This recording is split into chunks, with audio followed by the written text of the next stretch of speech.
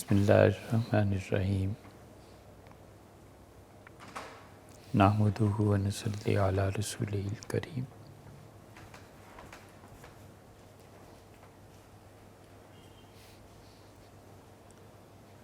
اللہ تعالیٰ نے دو مختلف چیزوں کے متعلق ارشاد فرمایا ہے۔ ایک ہے حکم کا ماننا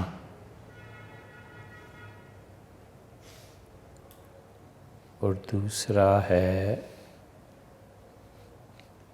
جو وہ چاہے اس کا اتباع کرنا۔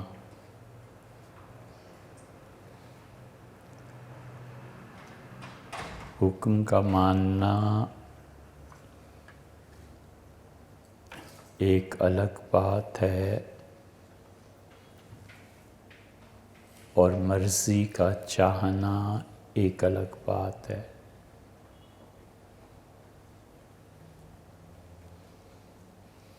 پہلے مرحلے میں انسان کا نفع اور نقصان دونوں چیزیں وابستہ ہیں، اور دوسرے مرحلے میں فائدے کا پہنچنا ہے ہر حال میں۔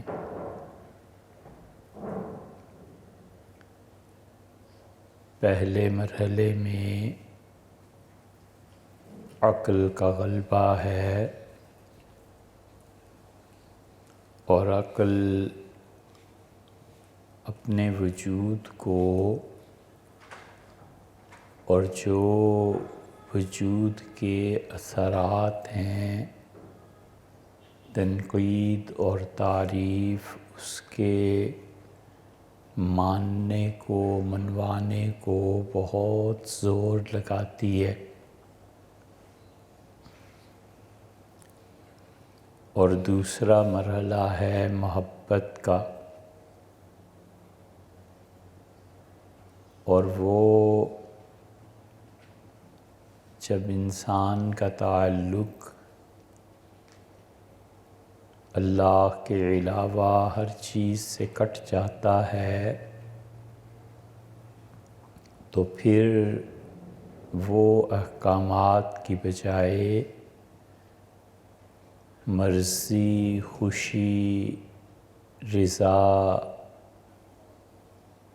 اس کے چاہنے کے اور نہ چاہنے کے تقاضوں پر عمل کرنے لگتا ہے۔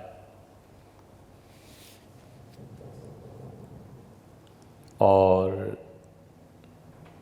پہلی صورت میں سہو کا غلبہ رہتا ہے اور دوسری صورت میں استغراق پیدا ہوتا ہے۔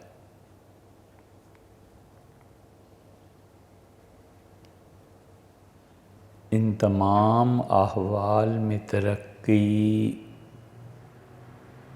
وجود کے شعور سے آتی ہے، اور وجود کی حقیقت جب کھلتی ہے تو پتہ چلتا ہے کہ کائنات میں حقیقی وجود کسی کا نہیں ہے۔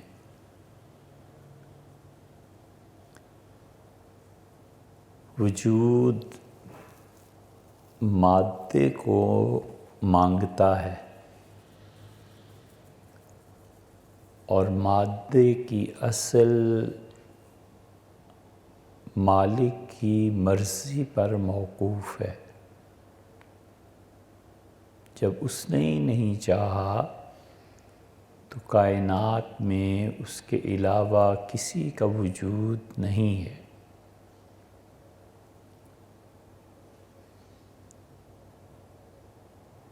نماز میں بار بار یہ آتا ہے کہ اللہ اکبر، اللہ سب سے بڑا ہے۔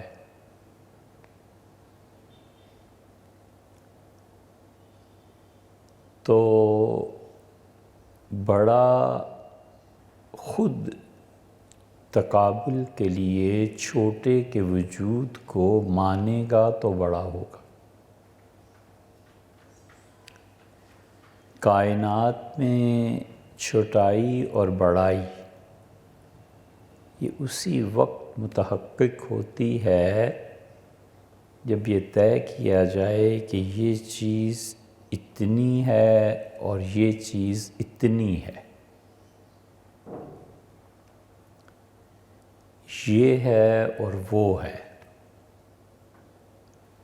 اور تقابل کیا جائے کہ یہ چیز 10 گز کپڑا ہے اور یہ چیز 50 گز ہے، اور اس تقابل میں اور اتنا اور جتنا اور یہ اور وہ، یہ سب چیزیں کسی نہ کسی وجود کا پتہ دیتی ہیں، لیکن آپ غور کریں تو یہ وجود اس کی اصل کیا ہے؟ مثلاً ایک گھر ہے تو یہ گھر کیا چیز ہے؟ یہ انہی متفرق اجزاء کا مجموعہ ہے جو بکھرے پڑے تھے۔ گدھے پہ اینٹیں لاد دیں، اس نے لا کر گرا دیں، خچر پہ ریت لاد دی، اس نے لا کر گرا دی، تو گرانے والا جو تھا اس نے کوئی لحاظ نہیں کیا کہ ترتیب سے گرائے، ریت ہے تو کسی دائرے چوکور کی شکل میں گرائے، وہ بس پلٹا کر چلا گیا، یا وہ آ کے کھڑا ہو گیا اور مزدور نے اسے پلٹ دیا۔ تو یہ جو بغیر ترتیب کے 4 اینٹیں وہاں اور 15 وہاں، یہ سب بتاتی ہیں کہ یہ جس نے بھی پلٹا اور پلٹایا ہے وہ ایک تو جاہل ہے،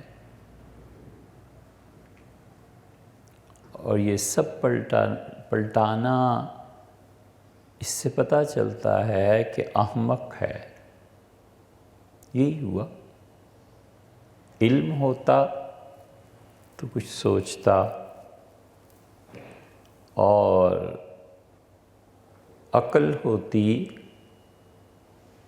تو ترتیب بھی آ جاتی، کوئی ڈھنگ آتا، کیونکہ عقل مند آدمی کے کام بغیر کسی حکمت کے نہیں ہوتے۔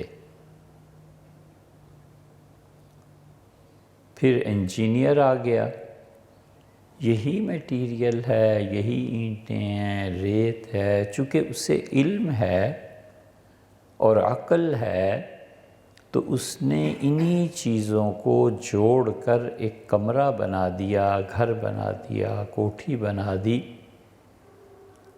تو وہ جو بغیر ترتیب کے تھا، کوئی وجود نہیں تھا، اس نے ترتیب لے آئی اور ترتیب سے وجود نے ظہور پایا، لیکن دیکھا جائے تو اس وجود کا خود اپنا کیا وجود ہے؟ یہ تو متفرق اجزاء کو عقل اور علم کے ذریعے اکٹھا کرنا ہے بس۔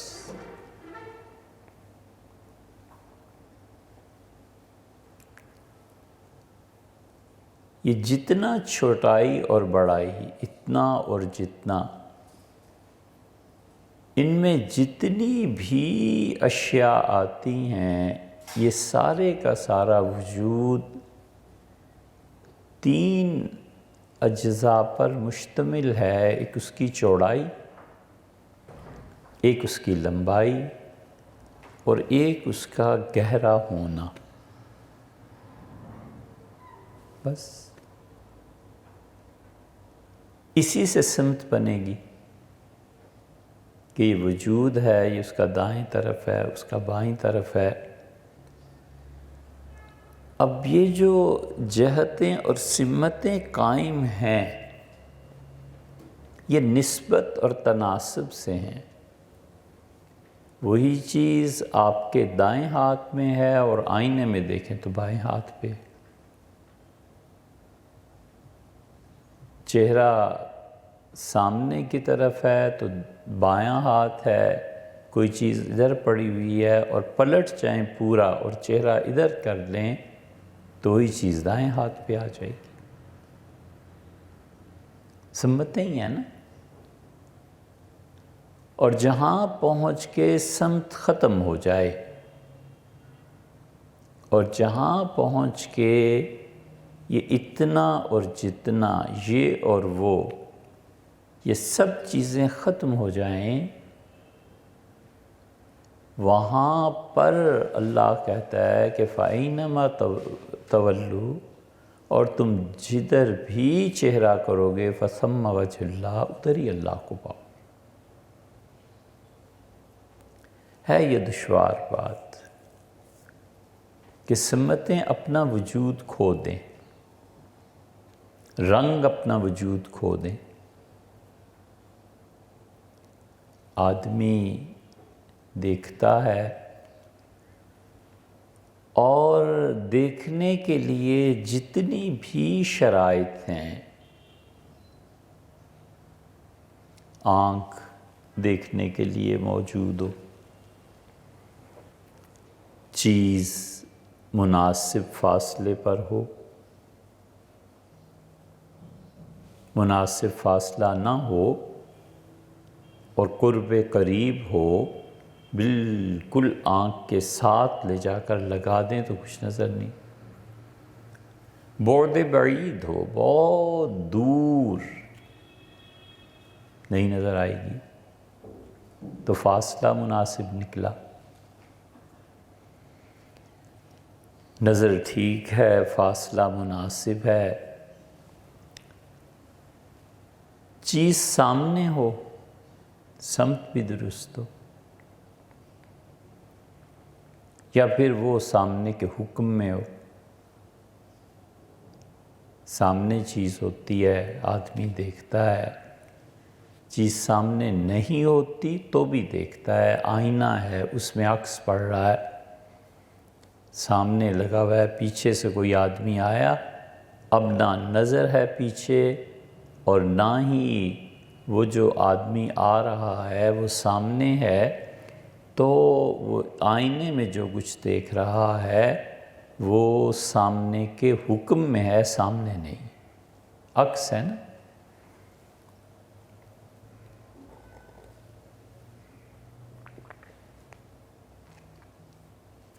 اسی پہ اہل تشیع نے اور معتزلہ نے انکار کیا، وہ کہتے ہیں اللہ کو نہیں دیکھا جا سکتا۔ اہل سنہ کہتے ہیں کہ ساری شرائط دیکھنے کی مفقود ہوں، کوئی بھی شرط دیکھنے کی نہ ہو، پھر بھی دیکھا جا سکتا ہے۔ نہ وہ چیز سامنے، نہ آنکھ ہے، نہ نظر ہے، نہ وہ شے ہے حتیٰ کہ موجود، اور وہ بڑی قریب کی مثال لائیں۔ وہ کہتے ہیں خواب نہیں دیکھتے، اس وقت تو سوئے ہوئے ہوتے ہو۔ اس سے پتہ چلا کہ کوئی اور چیز بھی ہے جو دیکھنے میں مدد کرتی ہے، اور وہ ہے خارج کی روشنی۔ گھپ اندھیرا ہے، نظر بھی ہے، چیز بھی ہے، سامنے بھی ہے، حتیٰ کہ ٹھوکر لگ جاتی ہے، گر پڑتا ہے، دیکھ نہیں سکتا، تو باہر کی روشنی وہ دیکھنے میں پھر مدد دیتی ہے۔ تو اللہ تعالیٰ نے فرمایا کہ وَأَشْرَقَتِ الْأَرْضُ بِنُورِ رَبِّهَا، اور قیامت میں جگمگا اٹھے گی زمین اپنے پروردگار کے نور سے۔ تو جب زمین اللہ کے نور سے جگمگا اٹھے گی، روشن اور روشن ترین چیز بن جائے گی، تو پھر آنکھ باریک سے باریک چیز کو دیکھ سکے گی۔ اسی لیے کہتا ہے کہ لا تدرکہ الابصار وہو یدرک، اور نگاہیں اللہ کا احاطہ نہیں کر سکتی، اور اللہ تمام نگاہوں کا احاطہ کر لیتا ہے۔ وہو اللطیف، یہاں پر لطیف کا لفظ جو لایا ہے نا خدا، یہ دلیل ہے اس کی کہ اسی کا کلام ہے، وگرنہ کوئی اتنی باریکی میں بات کر نہیں سکتا۔ وہو اللطیف، اور وہ بہت ہی باریک بین ہے، بالکل باریکی سے اپنے کام کرتا ہے۔ تو اس کو تو پھر تم دیکھ لو گے، جب روشنی روشنی ہوگی اور زمین جگمگا اٹھے گی تو خدا کی ذات نظر آئے گی۔ اب وہ رؤیت کس درجے کی ہے؟ جس درجے کا ایمان ہے۔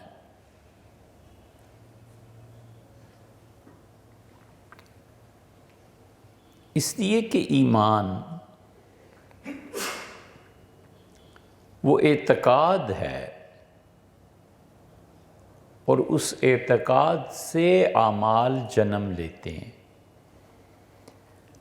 اور اعمال سے قرب کی کیفیات پھر پیدا ہوتی ہیں۔ عمل کبھی رائے گاہ نہیں جاتا۔ اسی لیے اللہ تعالیٰ نے فرمایا ہے کہ لا یضیع اجر المحسنین، وہ نیکی کرنے والے لوگوں کے کسی عمل کو ضائع نہیں کرتا۔ باریک سے باریک عمل، چھوٹے سے چھوٹا عمل،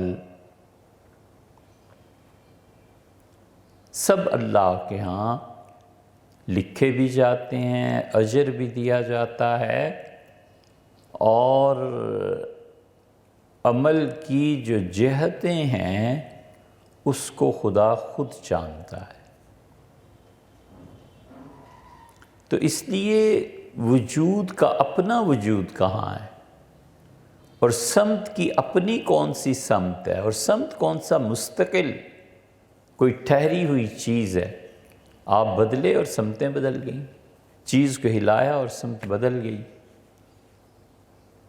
تو جہاں کوئی سمت نہیں ہے، کوئی چیز نہیں ہے، اللہ کہتا ہے کہ وہاں پہنچ کے تم جس طرف کو بھی منہ کرو گے اللہ کو وہیں پاؤ گے۔ بیت اللہ کے اندر چلا جائے کوئی آدمی اور کسی سے پوچھے کہ قبلہ کا رخ کہاں ہے، تو بھلا بتاؤ یا تو پاگل ہے یا جاہل ہے۔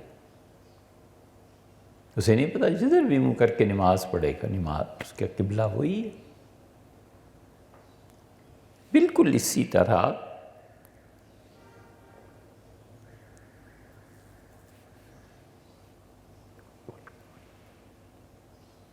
آدمی کا ایک درجہ یہ ہے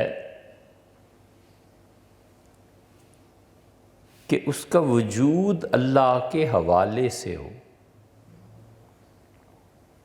اور جہاں اللہ تعالیٰ کا حوالہ نہ آئے اس میں وہ معدوم ہو۔ یہ جتنے لوگ وحدت الوجود اور شہود پہ بحث کرتے ہیں نا، وہ ساری بحث بس اس ایک نکتے کی ہے کہ انسان کا وجود اللہ کے حوالے سے، اور اس کا عدم بھی اللہ کے حوالے سے عدم ہو جائے۔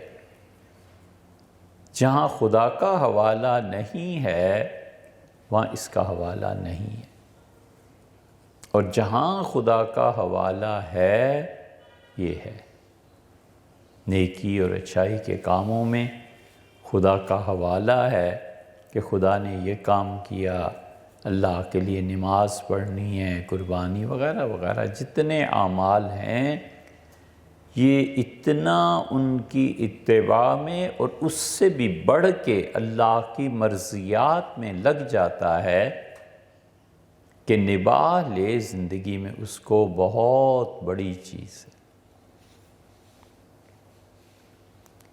تو بصورت احکامات جب احکامات پر عمل کرتا ہے تو نقائص دور ہوتے ہیں،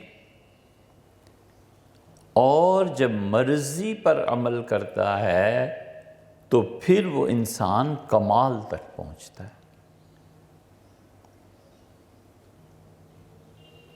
اس لیے خدا کی مرضی وہ مکمل طور پر اس کا مظہر ہو جاتا ہے، اور اگر وہ مجذوب نہ ہو تو یہ بہت بڑا عروج ہے انسانی صورت اور وجود میں۔ انبیاء علیہ السلام سب سے پہلا مظہر اول ہیں اس کا، کہ اللہ کی مرضی کے بغیر کچھ نہیں۔ بما یحب ربنا ویرضا، ہم اس پہ راضی ہیں، خوش ہیں، بس جس پہ اللہ راضی ہے۔ بشریت کا یہ کلکلہ باقی رہتا ہے، باقی کچھ نہیں۔ صحابہ کرام رضی اللہ عنہم کو یہ چیز حاصل تھی۔ عبداللہ ابن عمر رضی اللہ عنہما اتنے ان چیزوں میں فنا ہو گئے تھے کہ وہ جس اپنے غلام کو دیکھتے تھے کہ سنوار کے نماز پڑھ رہا ہے، بہت اچھی نماز پڑھ رہا ہے، تو اسے کہتے تھے کہ جاؤ خدا کی عبادت کرو اور تم میری طرف سے آزاد ہو، اور فرماتے تھے کہ دو بندگیوں کو جمع کرنا درست نہیں۔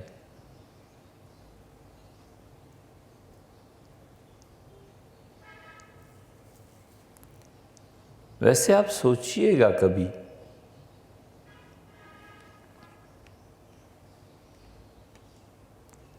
کہ اگر غلامی کرنی ہو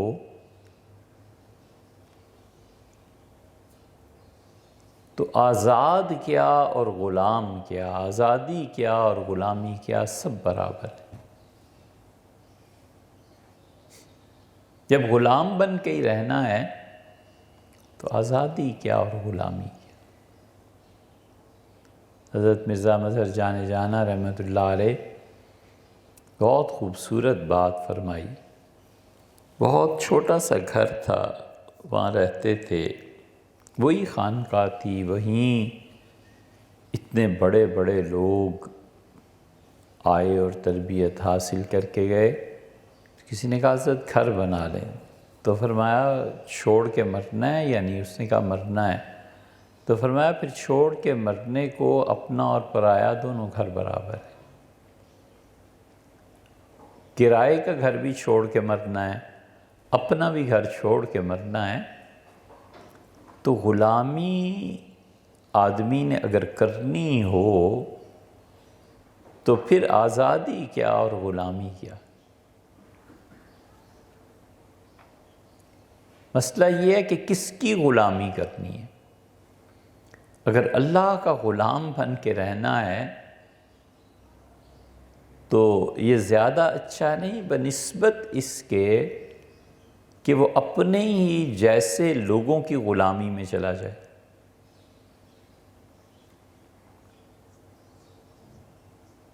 بس یہ ہے بات،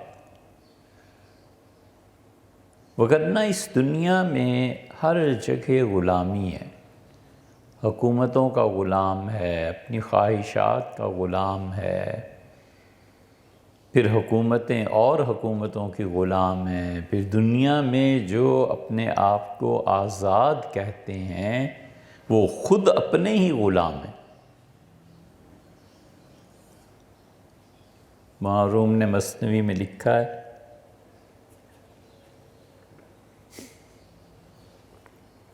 سکندر اعظم کے حالات میں بھی آتا ہے،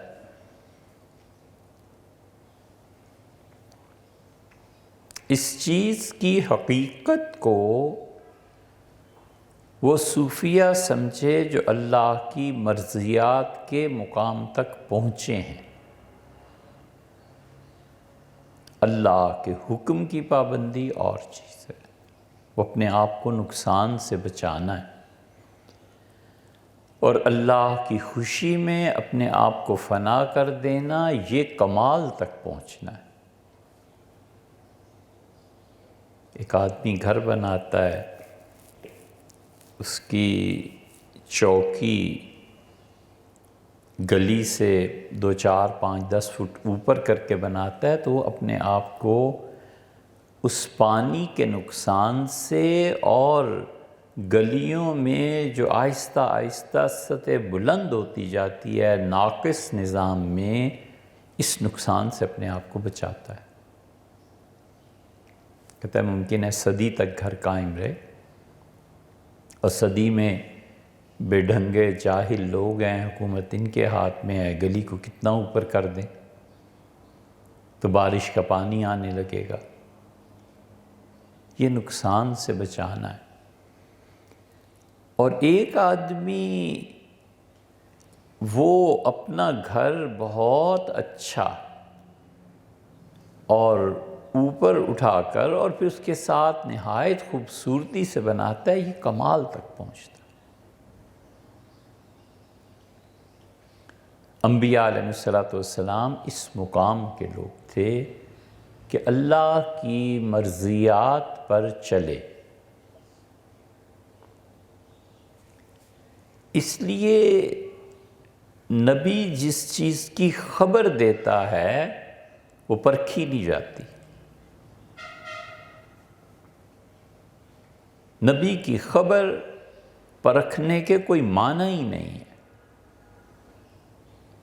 اس لیے کہ یہ نہیں ہے کہ نبی سچ کہتا ہے، سچ وہ ہے جو نبی کہتا ہے۔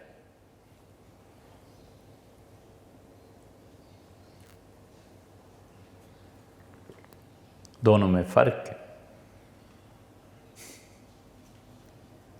حضور اقدس صلی اللہ علیہ وسلم جو چیز بتائیں، ہم لوگوں جیسے نالائق اٹھ کے کہیں جی ہاں آپ نے سچ فرمایا، ہماری تصدیق کی اوقات ہی کیا ہے؟ وہ جو کچھ کہتے ہیں سچ وہی ہے، چاہے ہماری سمجھ میں آئے یا نہ آئے۔ اس لیے کہ اگر وہ سچ نہیں بولے گا تو پھر سچ کا وجود کہاں؟ سچ کا وجود جھوٹ کے مقابلے میں سچ بنا، اور سچ کوئی ایسی چیز تھوڑا ہی ہے کہ اس نے ہر موقع پہ ضروری اپنا وجود تسلیم کرانا ہے۔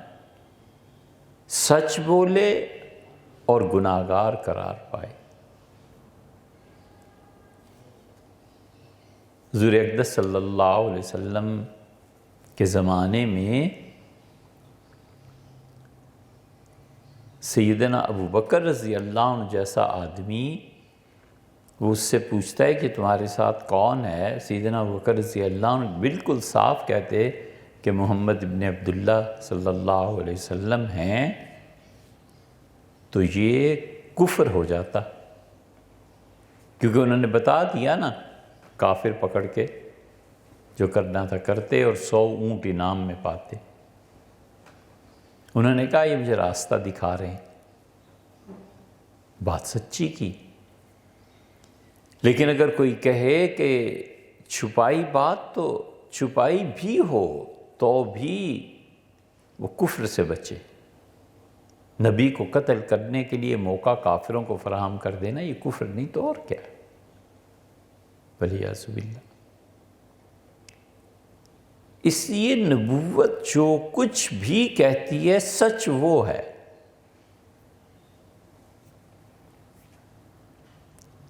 مسند ابی اعلیٰ میں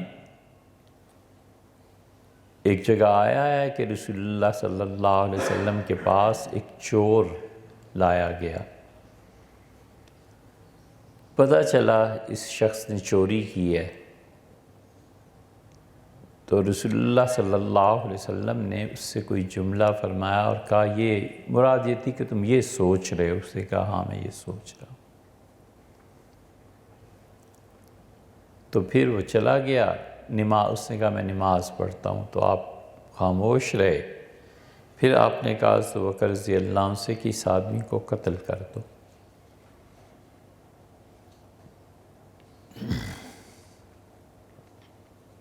آدمی کا عقیدہ اس کی اصلاح ایک الگ چیز ہے۔ وہ بڑے اطمینان اور تحمل سے بھی ہو سکتا ہے، بات ہو سکتی ہے، دلائل دیے جا سکتے ہیں، کتابیں پڑھنے کو بتائی جا سکتی ہیں۔ ایک ہے نبوت اور نبی کو زیر بحث لے آنا، یہ تلوار کی دھار پہ اپنے آپ کو چلانا ہے، خام خواہ اپنے آپ کو عذاب میں ڈالنا ہے۔ بہت غیر محتاط مولوی حضرت رسالت مآب صلی اللہ علیہ وسلم کو علم غیب تھا یا نہیں تھا، نور تھے کہ بشر تھے، اختیارات تھے کہ نہیں تھے، آپ کا جو بھی عقیدہ ہے آپ اپنے لوگوں کو وہ بتائیے، اور مہذب طریقے پہ اپنے فریق مخالف کی دلائل تردید کے دے دیجیے۔ لیکن یہ دونوں جب بحث کرتے ہیں تو بسا اوقات کفر کے جملوں تک پہنچتے ہیں، اس لیے کہ بے ادبی ہے، توہین ہے، بلا حضور صلی اللہ علیہ وسلم پر بحث کی جائے۔ ختم نبوت کا مسئلہ ہے، ہمارا ایمان ہے اس پہ، لیکن ختم نبوت کے مسئلے میں حضور صلی اللہ علیہ وسلم کا تقابل مرزا غلام احمد قادیانی سے کرنا، یہ بعض اوقات بے ادبی کے ایسے جملے بولتے ہیں جو کفر سے کم نہیں ہوتے، نہایت بے ادبی ہے، یہ سوچنا بھی بے ادبی ہے، کہاں حضرت رسالت پناہ صلی اللہ علیہ وسلم، کہاں 2 ٹکے کا۔ تو آدمی محتاط رہے اس معاملے میں۔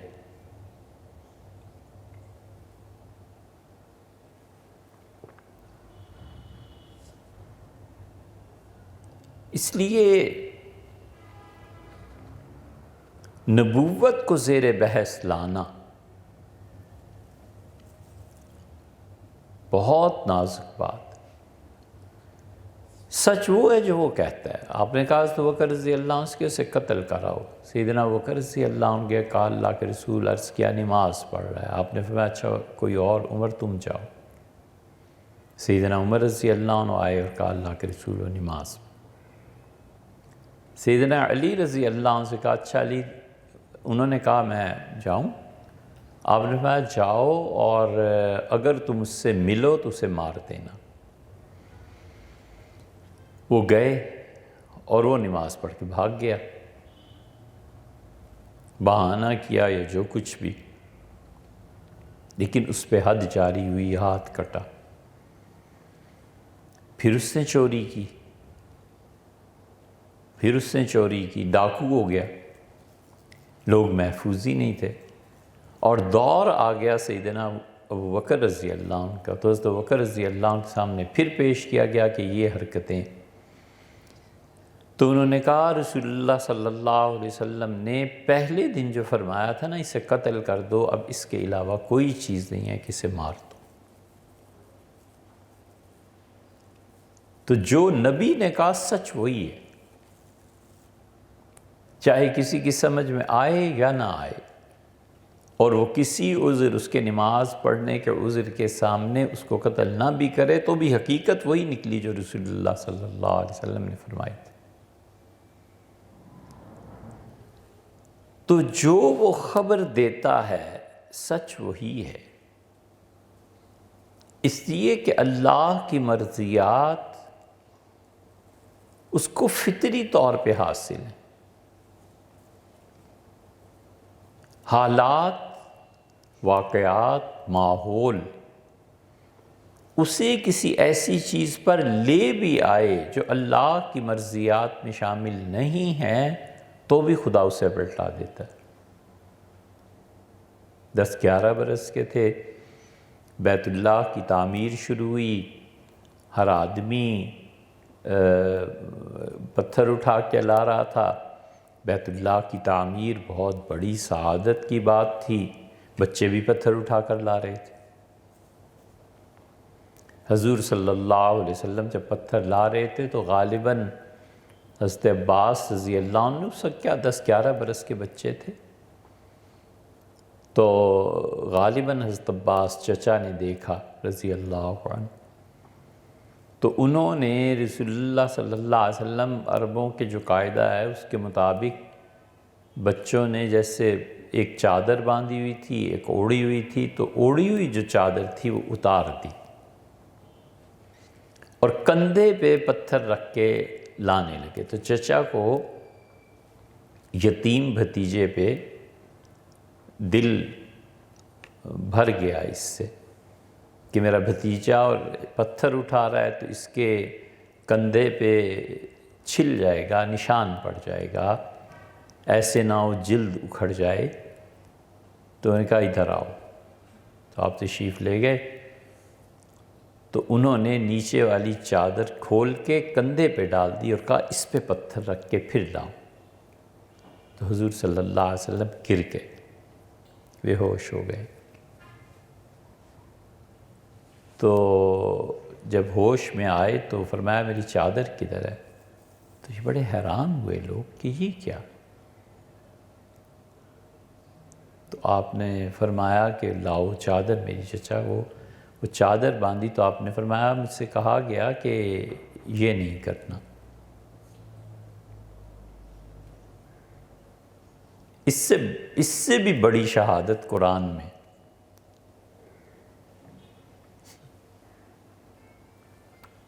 قرآن پہ غور نہیں نہ کرتے، حدیث کا انکار تو چلو ہو گیا، اب یہ جاہلوں نے ایک مدت گزر گئی، صدی کے قریب ہو گیا، یہ فتنہ علی گڑھ والوں نے جس کے بیج لگائے تھے بری طرح پروان چڑھا۔ قدیم فرقوں میں اہل السنہ کے خلاف ایک فرقہ اور طبقہ جو بنا وہ اہل تشیع تھے، باقی سب فرقے آہستہ آہستہ ختم ہو گئے، بس یہ ایک چیز ایسی ہے جو اب تک ہے، باقی سب ختم ہو گئے آہستہ آہستہ۔ دو فتنے اور بھی ہیں، ایک فتنہ ہر زمانے میں ایک کیفیت رہی اور وہ خارجی، معتزلہ ختم ہو گئے، مرجئہ ختم ہو گئے، تفضیلی ہوتے تھے بعض وہ ختم ہو گئے، اور بہت سے فرقے بنے اور مٹتے چلے گئے وقت کے ساتھ ساتھ۔ لیکن جتنی گہری جڑیں اہل تشیع کی تھیں، ایک تو یہ ثابت رہے، دوسرے انسانی کیفیات کے تحت جو فتنہ ہر زمانے میں سر اٹھاتا رہا وہ خارجی تھے۔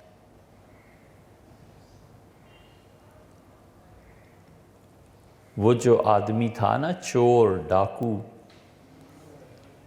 ایک جگہ رسول اللہ صلی اللہ علیہ وسلم فرمایا تم میرے کہنے کے مطابق اگر اسے قتل کر آتے نا تو میری امت میں کوئی اختلاف باقی نہ رہتا۔ مطلب یہ تھا کہ اس کی نسلیں آگے کو چلیں گی اور یہ اختلاف کریں گے۔ یہ خارجیت، ہم اسی لیے بار بار ان کا اور جو اہل بیت کرام رضی اللہ عنہم کا رد کرتے ہیں، ان کے خلاف بولتے ہیں، والعیاذ باللہ ناسبی، ان کا بار بار ہم رد کرتے ہیں کہ یہ ایسے فتنے ہیں۔ ناسبیت تو خیر کیا اتنی اب چلے گی، کیونکہ وہ انکار حدیث میں آ گئے، وہ ایک الگ چیز ہے، وہ ضم ہو رہے ہیں۔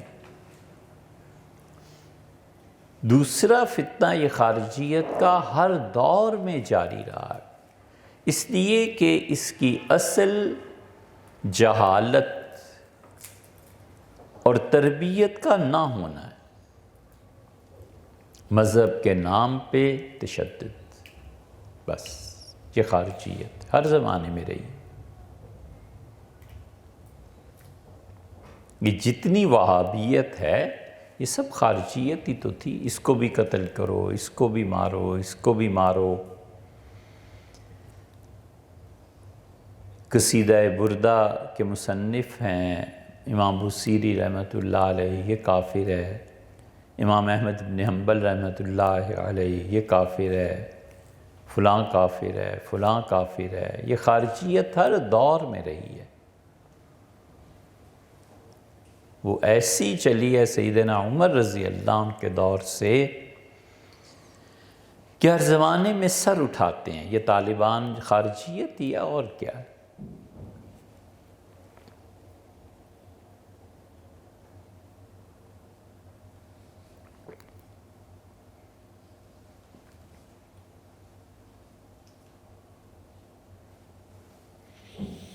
امت کے اکابر کو کافر قرار دینا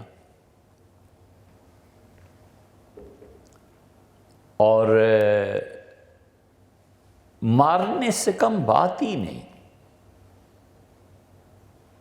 اتنی حیرت ہوتی ہے کہ یعنی اس سے کم فتویٰ ہی نہیں ہے کہ یہ کافر ہے اور قتل کرو. بس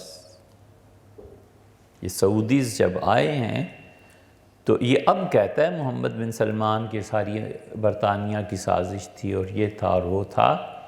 اس زمانے میں جو چیختے تھے تمہارے خلاف، پیٹتے تھے کہ یہ کافروں کے ہتھے چڑھ گئے ہو، نہ کرو یہ، اور نہ قتل کرو، نہ مارو. یہ سب چیزیں وہی تھیں. اس سے کم بات ہی نہیں، اسے مارو، قتل کرو. یہ ابھی ایک آدمی نے مہدی ہونے کا دعویٰ کیا، اور ہم تو جانتے نہیں اس فیس بک پہ کیسے جاتے ہیں یا کیسے دیکھتے ہیں. نہ ہم کبھی گئے، یہ بھی نہیں، ویب سائٹ یہ بھی پتہ ہی نہیں ہے کیسے جاتے ہیں. کوئی نہ ہی کوئی کبھی بھی ایسا ہوا نہیں، دلچسپی نہیں. لیکن جن دوستوں نے بھی پوچھا انہوں نے کہا سب کہتے ہیں مار دو، قتل کر دو. ہم نے کہا یہ مذہبی جلاد ہیں، اور اپنے سے چھوٹے یا بڑے جلاد جو ہیں نا، یہ پولیس والے، ان کے ہتھے چڑھا دیں گے. اب مقدمہ ہو گیا، سائیوال میں پکڑا گیا، یہ ہو گیا، وہ ہو گیا. یہ سب چیزیں نفع پہنچاتی ہیں ان چالاک اور مکار لوگوں کو جو در حقیقت دین کو نہیں پسند کرتے.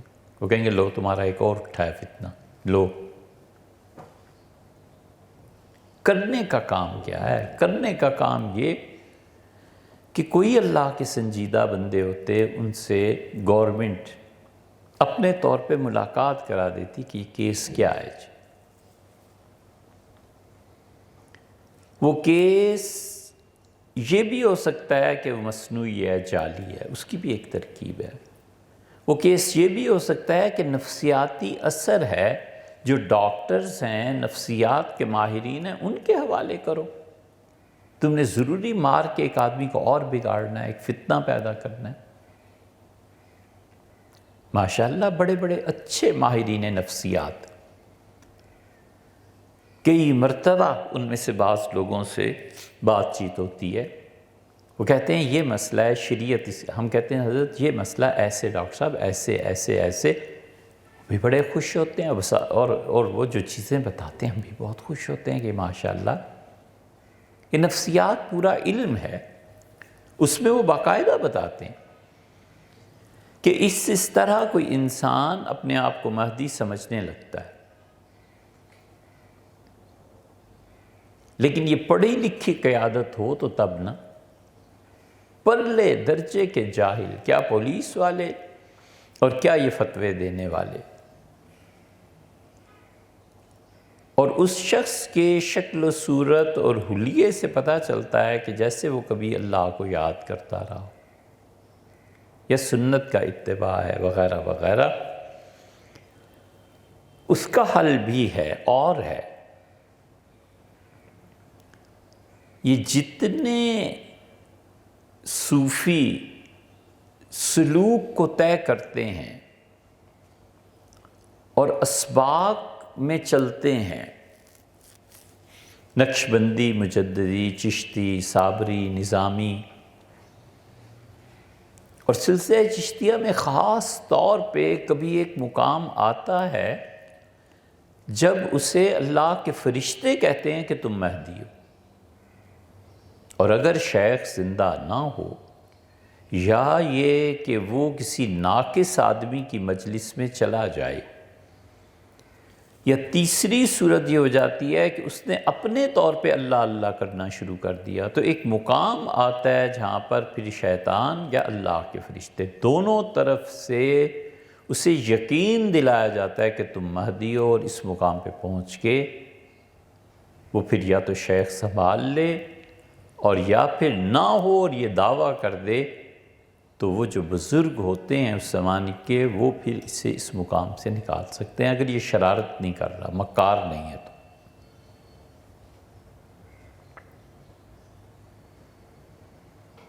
کتنے مقامات ایسے ہیں دیوبندی مکتبہ فکر میں جو سب سے زیادہ پیش ہیں ان چیزوں میں؟ ان میں سے ہمیں نہیں گمان کہ کسی ایک نے بھی حضرت مولانا یعقوب نانوتوی رحمۃ اللہ علیہ کی جو ڈائری چھپی ہے اسے پڑھا۔ مولانا محمد یعقوب نانوتوی رحمۃ اللہ علیہ نے جو خطوط لکھے ہیں، جسے مرتب کیا ان کے خلیفہ نے، اس میں حضرت نے اس پہ بحث کی ہے، روشنی ڈالی ہے۔ اور حضرت رحمۃ اللہ علیہ کے خطوط تو رہے سو رہے۔ ہم نے ایک مرتبہ اپنے حضرت سے پوچھا، کوئی بات اور تھی،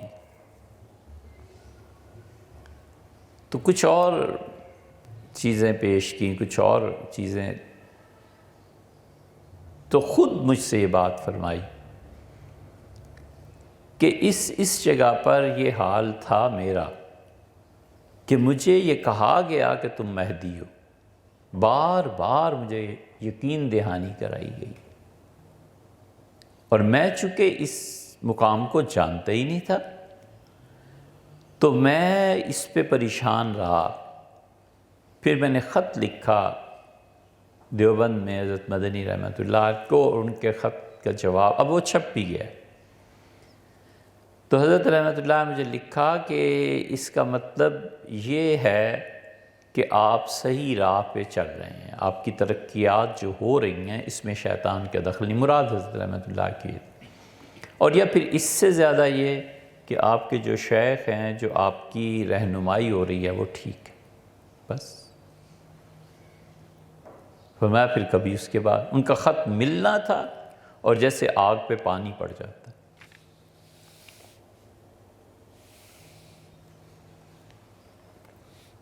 یہ تو ایسی شہادت ہے، ہم کیسے رد کر سکتے؟ رائے پور میں بھی یہ ہو گیا تھا، بڑے حضرت شاہ عبد الرحیم صاحب رائے پوری رحمۃ اللہ علیہ کے خلیفہ تھے، اور صبح بہت پریشان خانقاہ میں ہنستے ہیں، روتے ہیں، اٹھتے ہیں، بیٹھتے ہیں، اتنی پریشانی انہیں، اور جو قرب انہیں حضرت شاہ عبد الرحیم صاحب رائے پوری رحمۃ اللہ سے حاصل تھا، لوگوں میں ادب احترام تھا، اتنی جلدی کوئی بات بھی نہیں کر سکتا تھا۔ تو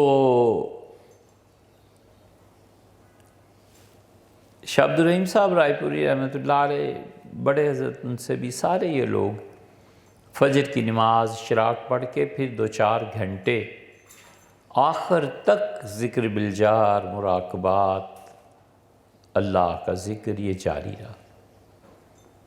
اس لیے جو لوگ بھی یہ سمجھتے ہیں کہ کوئی ایسا مقام بھی آ جاتا ہے جہاں پہنچ کے اللہ کے ذکر اور اس کی یاد سے آدمی مستغنی ہو جاتا ہے، وہ گمراہی ہے۔ جتنا قرب بڑھ جائے احتیاط کا مقام اتنا ہی بڑھ جاتا ہے۔ انعامات بھی ایسے ہی ہوتے ہیں اور گرفت بھی ایسے ہی ہوتی ہے۔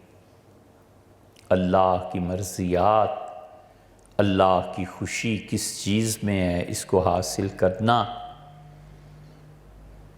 اللہ تعالیٰ نے فرمایا وَرَهْبَانِيَّةً ابْتَدَعُوهَا، اور دنیا سے قطع تعلق کر کے تنہائی میں چلے جانا، یہ ان عیسائیوں نے خود سے ایجاد کر لی تھی۔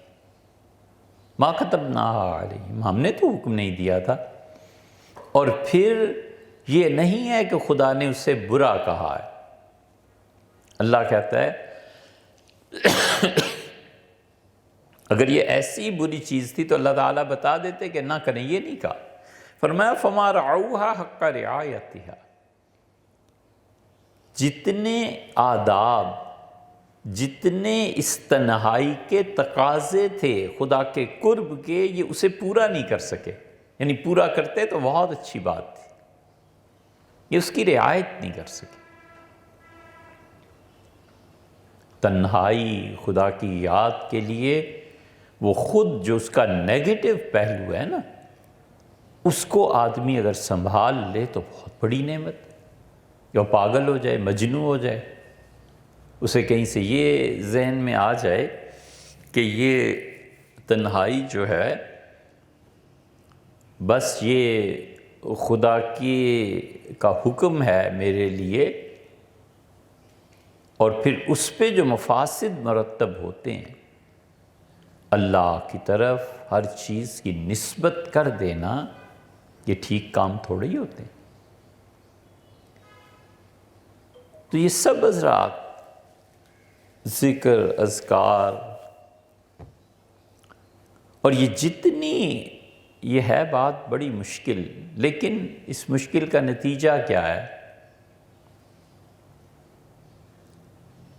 کوئی منہ نہیں لگاتا، کوئی آتا ملتا نہیں، نہ صحیح۔ یہ جتنی دین کی تحریکی اور تبلیغی کوششیں ہیں نا، یہ بالعموم اللہ کے ذکر سے فارغ ہو گئی، بالعموم۔ تحریکیں چل رہی ہیں، اسلام کا نفاذ، ریاست مدینہ، پتہ نہیں کیا کیا، اور ان کے قائدین، ان کے ورکرز، ان میں سے 1% بھی اللہ کو یاد کرنے، اللہ کو یاد تو کرنا کیا، نماز ہی نہیں پڑھتے۔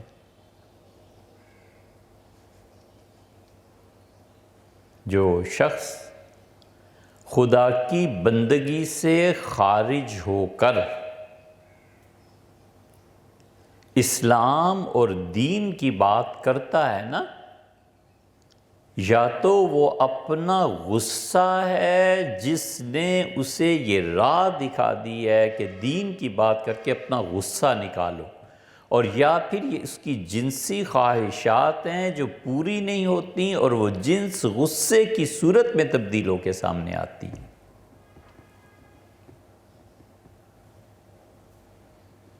گھر میں دین کو نافذ کرو، یہ چیز ہو گئی، یہ چیز ہو گئی۔ اے حضرت، آپ میں خود خدا کی بندگی کتنی ہے؟ جو خود مسلمان نہیں ہے وہ اسلام کا جھنڈا اٹھا کے پوری دنیا کو مسلمان کرنا چاہتا ہے۔ یہ حال ہے۔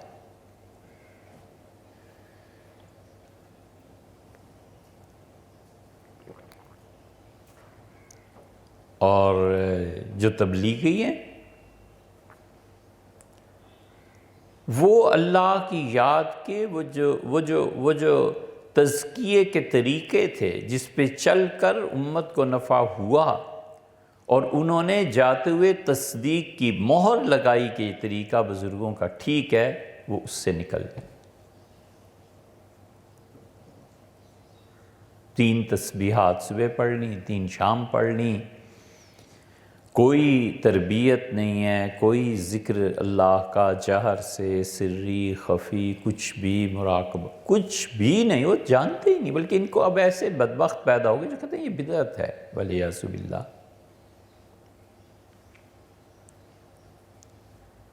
عجیب و غریب نظریہ۔ تو اس لیے یہ اللہ کی یاد سے جتنی بھی جماعتیں اور یہ تحریکیں خالی ہیں نا، کوئی نتیجہ اس کا نہیں ہے۔ پچھلے 200-300 سال کی دیکھ لو، یہ خارجی خدا کے ذکر سے فارغ تھے۔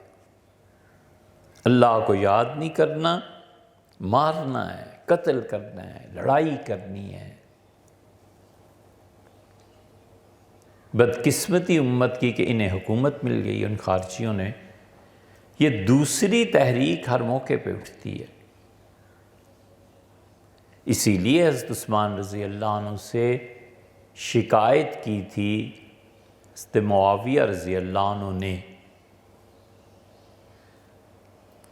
یہ بات نہیں ہے کہ ابو ذر غفاری رضی اللہ عنہ والعیاذ باللہ کوئی خارجی ہو گئے، یہ نہیں ہے، بات سمجھنے کی ہے. بات یہ ہے کہ اس زمانے میں اس کے رجحانات سیدنا عمر رضی اللہ عنہ کے آخری دور سے پیدا ہونے شروع ہو گئے تھے.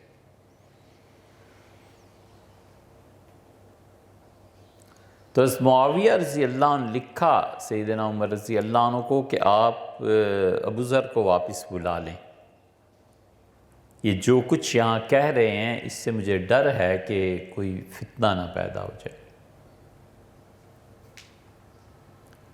عثمان رضی اللہ عنہ امیر المومنین تھے، انہوں نے بلا لیا، پوچھا، فرمایا کہ تم ابو ذر، ابو بکر اور عمر رضی اللہ عنہ کی خلافتوں کے خلاف بولتے ہو؟ ان کا نہیں حضرت، میں نے ایسی کوئی بات نہیں کی. ان کا یہ جملے، انہوں نے کہا میں نے عمومی حالت پہ تبصرہ کیا ہے، یہ جو آپ تک رپورٹ پہنچی ہے یہ ایسے نہیں ہے، ایسے. ان کی تسلی، خاموشی. دانا اور فہیم آدمی تھے، اور تربیت بھی رسول اللہ صلی اللہ علیہ وسلم نے کی تھی. پھر انہوں نے دوسری بات کہی، انہوں نے کہا ابو ذر یہ آپ اس کے بھی خلاف ہیں کہ کوئی آدمی اپنی ذاتی ملکیت. انہوں نے کہا حضرت میں کہتا ہوں یہ جتنی ملکیتیں ہیں اس کو خرچ ہونا چاہیے. سیدنا عثمان رضی اللہ عنہ سمجھ گئے کہ ابو ذر ٹھیک ہیں لیکن لوگوں کا معیار وہ نہیں ہے. تو انہوں نے کہا حضرت ابو ذر رضی اللہ عنہ نے کہ حضرت لوگ سمجھتے ہیں کہ میں تشدد پسند ہو گیا ہوں، اور اپنی پگڑی اتاری اور کہا دیکھ لیں میں نے بال رکھے ہوئے. اب جس کو اس بیک گراؤنڈ تاریخ کا نہیں پتا نا تو وہ اس فکرے کو سمجھ ہی نہیں سکتا. اس زمانے میں یہ جو نئے نئے اپنے اوپر اسلام نہ آئے اور باقی ساری دنیا میں نافذ ہو جائے، یہ جو گمراہ لڑکے اٹھے ہوئے تھے نا سب سر منڈاتے تھے. حنفیہ نے اسی لیے بال رکھنے کو ترجیح دی ہے منڈانے سے، اور جو منڈاتے ہیں وہ اس لیے کہ سیدنا علی رضی اللہ عنہ کا یہ تھا، ان کے بال بہت گھنے تھے، وہ کوفہ میں تھے تو سر منڈاتے تھے. فرماتے تھے کہ جب سے میں نے سنا ہے حضور صلی اللہ علیہ وسلم سے کہ ہر بال کے نیچے ناپاکی ہوتی ہے تو عادی تو راسی میں اپنے سر کا دشمن ہو گیا ہوں، انہیں بال نہیں رکھتا. جن میں حنفیوں نے وہ روایت ان میں ہے یہ، وگرنہ اس زمانے میں جو خارجی تھے نا متشدد، ان کی یہ علامت بن گئی تھی کہ سر منڈاتے تھے، بال نہیں رکھتے تھے. تو انہوں نے بال دکھا، ان کا حضرت میں نے بال رکھے ہوئے ہیں، یعنی میں اس گروہ سے نہیں ہوں. یہ دوسرا فتنہ ہے، لیکن یہ ہر زمانے میں سر اٹھاتا ہے. اب اور جب اسپین سے مسلمان بے دخل ہوئے ہیں، ان دونوں مواقع پہ غیر مسلم طاقتوں نے اس کا فائدہ اٹھایا ہے.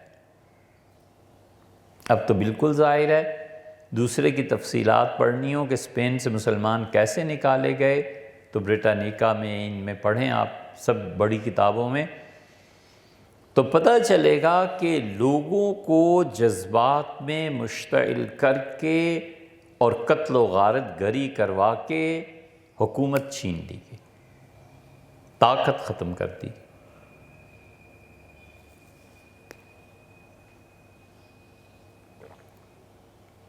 یہ اب مدینہ منورہ میں ریلوے اسٹیشن کا افتتاح ہوا ہے، مکہ مکرمہ اور مدینہ منورہ کے درمیان. تو کئی دوستوں نے سعودیہ سے فون کر کے بتایا کہ حضور اقدس صلی اللہ علیہ وسلم کی آمد پہ جو اشعار پڑھے گئے وہ پڑھے جا رہے تھے، میلاد کی باتیں ہو رہی تھیں، اور حضور اقدس صلی اللہ علیہ وسلم کے دن یعنی ولادت کے دن کے متعلق اشعار پڑھے گئے. تو ہم نے کہا پچھلوں کو اٹھاؤ قبروں سے، وہ جو اسے بدعت قرار دے کے قتل کرتے تھے. یار آپ کی بات مان لی، ولیعذ باللہ فرض کر لو ایک لمحے کے لیے یہ مکروہ کام ہو گیا، بدعت ہو، اس کی سزا قتل تھی۔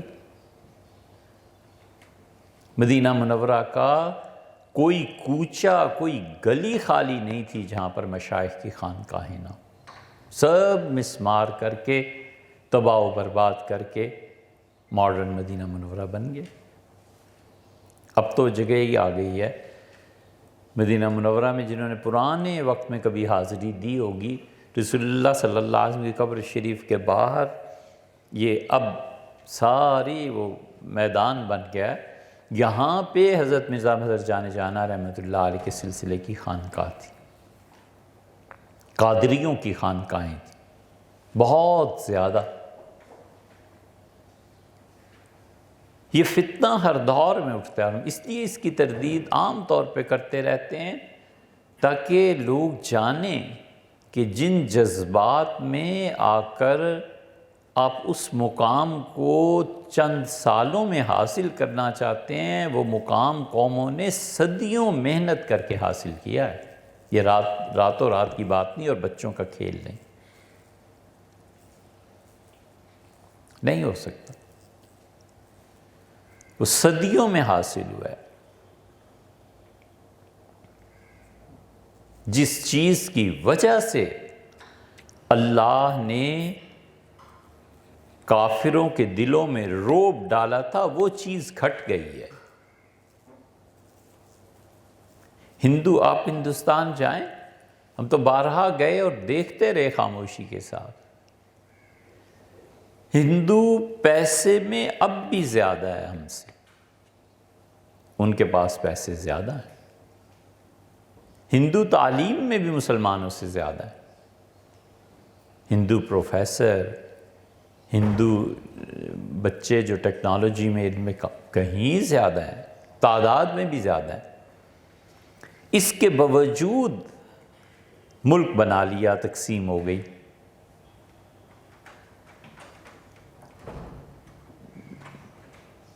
لکھنؤ میں کسی نے کہا خان صاحب آ گئے، خان صاحب، پٹھانوں کا دل، پٹھانوں کا خوف گویا ابھی بھی دلوں میں گھسا ہوا ہے۔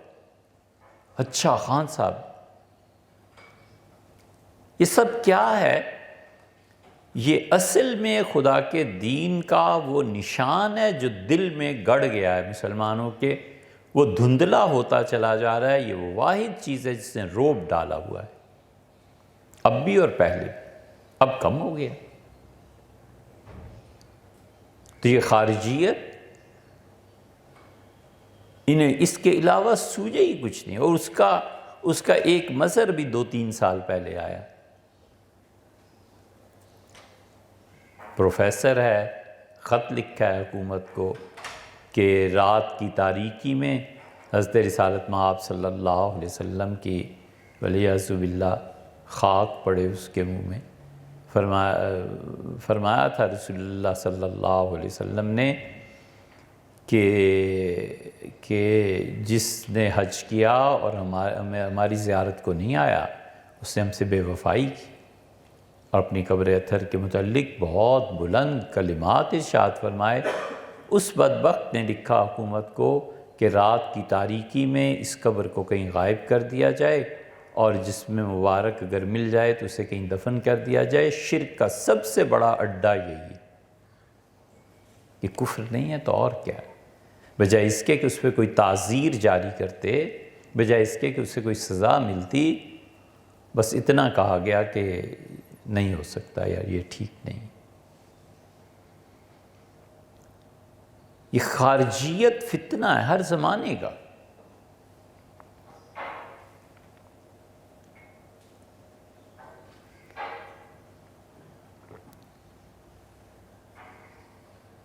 جو طالبان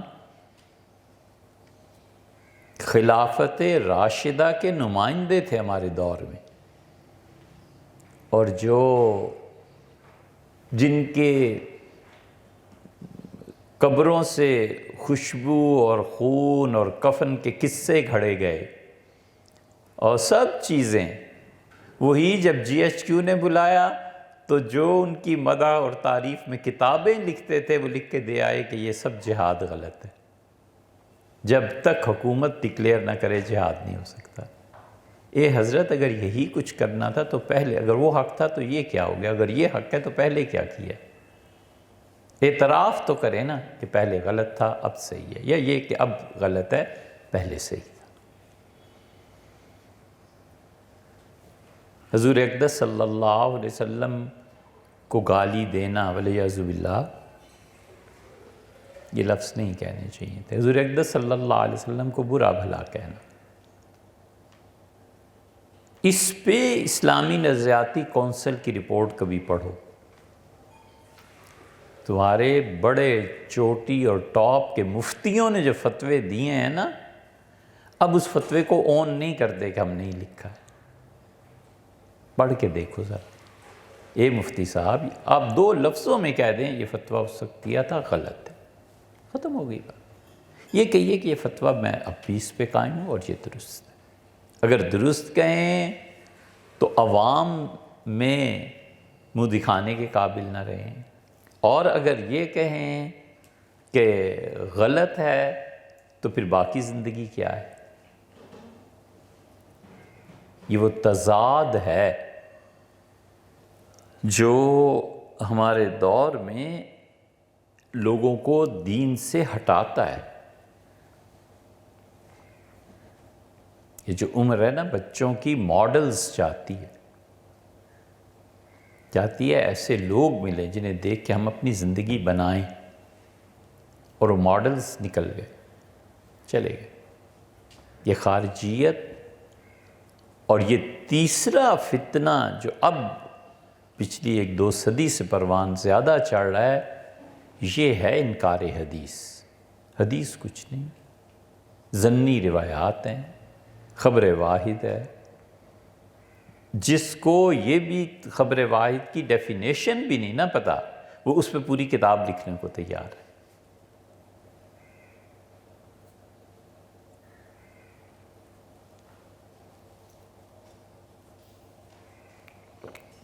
کسی نے عیادت کے لیے گئے تو وہ بیچارے بہت ہی سادہ تھے، ایسے سادہ کہ فرمایا کہ تم آئے ہو تو یہ کینسر ہوتا کیا ہے؟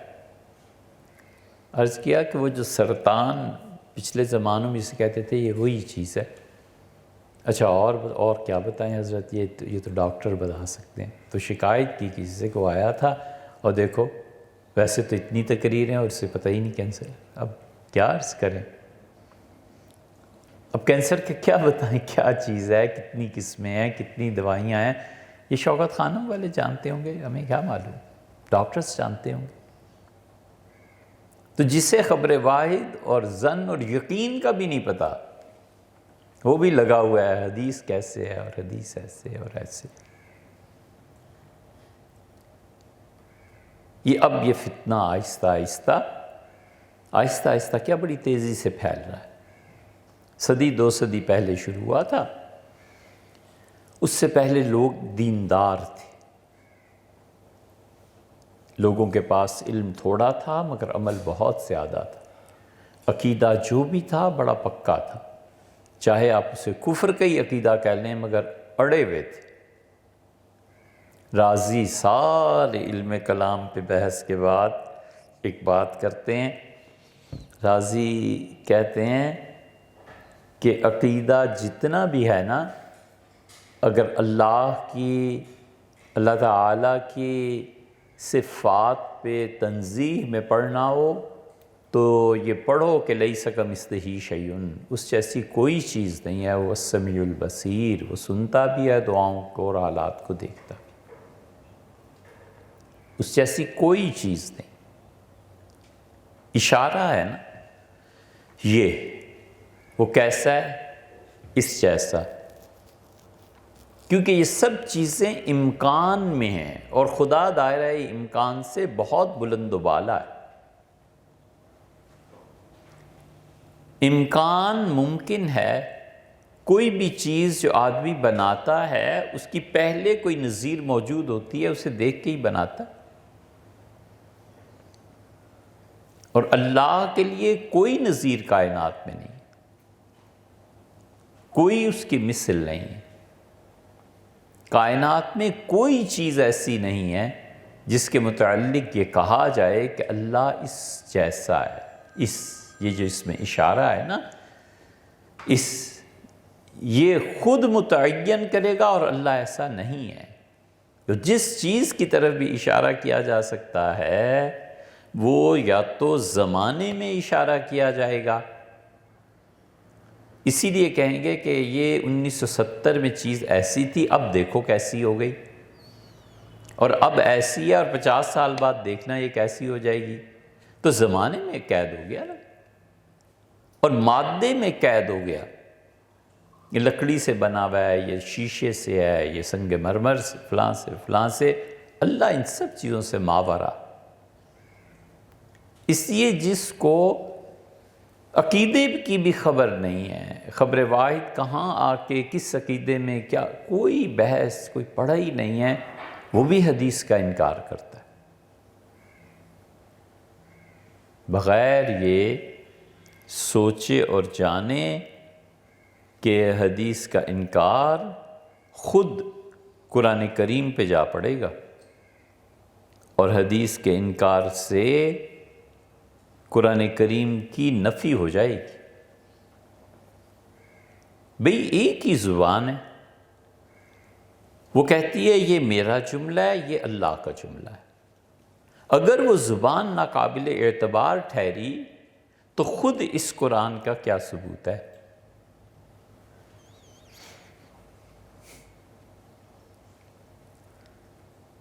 وہ جو سوالات پچھلے چند بیانات میں جن کا تذکرہ آیا ہے، اس میں اس نے یہی اعتراض کیا، اس نے کہا، لکھا یہی کہ تم جو کہتے ہو کہ سبحان الذی اسریٰ بعبدہ لیلا من المسجد الحرام الی المسجد الاقصیٰ، تو یہ جو مسجد اقصیٰ ہے یہ تو 300 سال بعد بنی ہے۔ جب یہ آیت نازل ہوئی تھی، معراج کا واقعہ ہوا تھا، تو مسجد اقصیٰ تو تھی ہی نہیں۔ تو یہ خود ڈالا گیا ہے، یہ خدا نے نازل نہیں کیا، کہ پاک ہے اللہ کی ذات ہر عیب سے، جو راتوں رات اپنے بندے کو رات کے کچھ حصے میں مسجد حرام سے مسجد اقصیٰ لے گئے۔ مسجد حرام تو جانتے تھے، مسجد اقصیٰ کیا چیز، کچھ بھی نہیں۔ اور اس پہ وہ حضرت عقیل رضی اللہ عنہ والی بات، وہ حدیث کا انکار آ گیا نا۔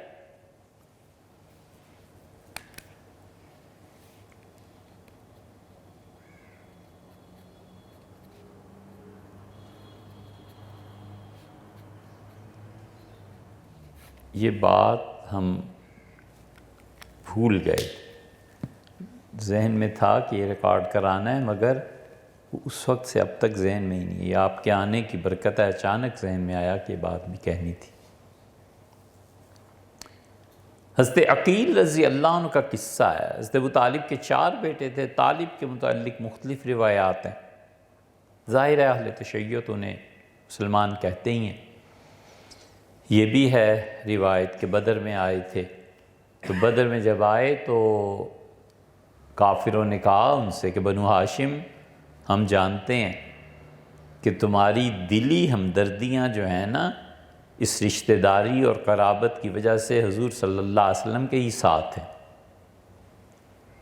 تم ہمارے ساتھ مل کے اپنے ان ہاشمیوں کو نہیں قتل کرو گے، ہمیں پتہ ہے۔ تو اس پہ طالب واپس چلے گئے تھے،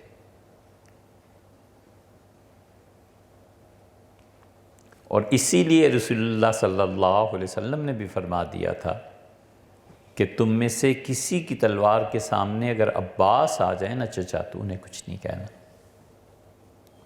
ایک صحابی رضی اللہ عنہ نے اپنی جوانی، محبت اور حضور صلی اللہ علیہ وسلم سے تعلق بہت گہرا تھا، تو انہوں نے ایک جملہ کہہ دیا تھا۔ یہ اس لیے عرض کر رہا ہوں کہ کبھی کبھی آدمی سے ایسے ہو جاتا ہے، انسان کوئی بھی اس کی سرشت میں داخل ہے نافرمانی، کوئی بھی آدمی، ہر آدمی 100% ٹھیک ہو جائے یہ نہیں ہے،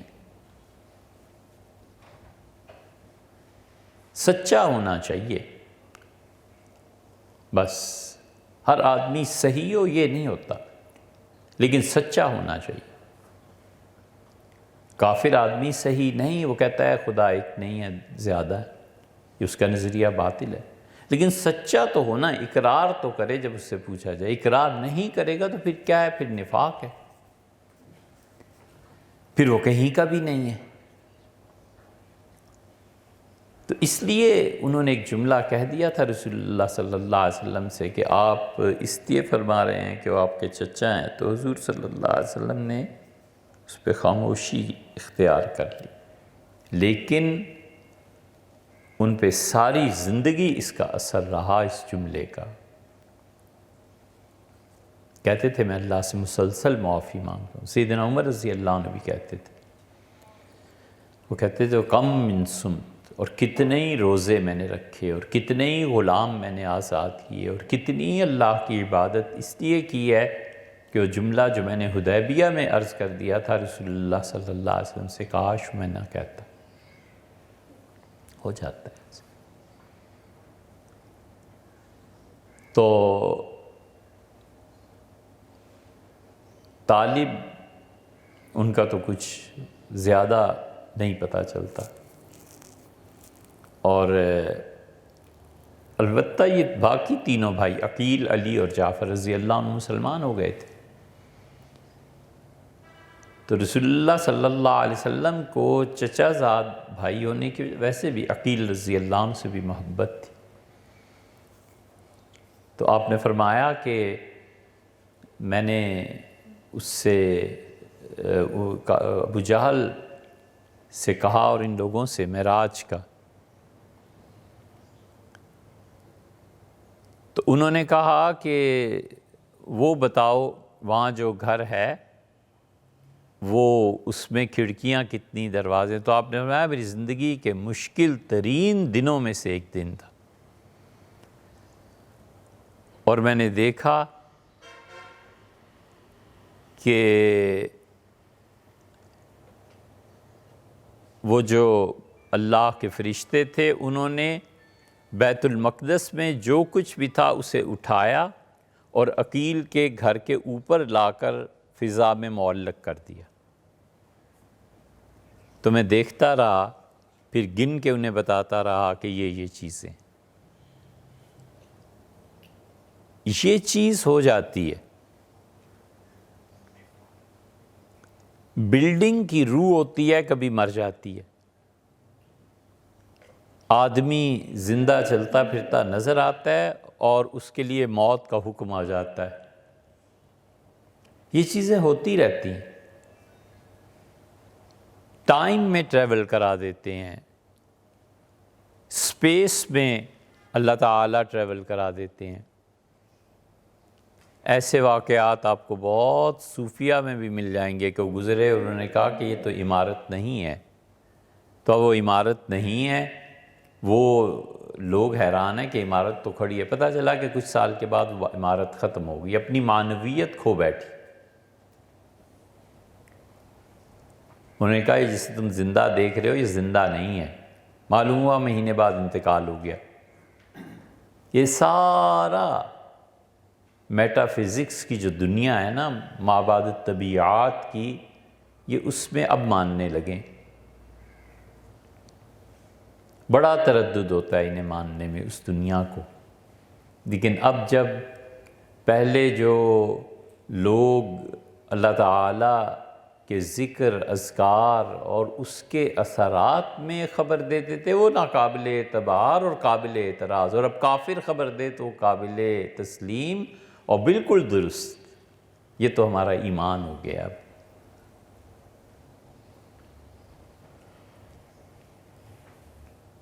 امریکہ سے رپورٹ آئے کہ بچہ جو ہے اس پہ اثرات ماں کے مرتب ہوتے ہیں اس کے وجود میں آنے سے 1.5 سال پہلے بھی جو کچھ ماں نے کیا ہے وہ بھی وجود میں اثرات آتے ہیں، 15 ماہ پہلے۔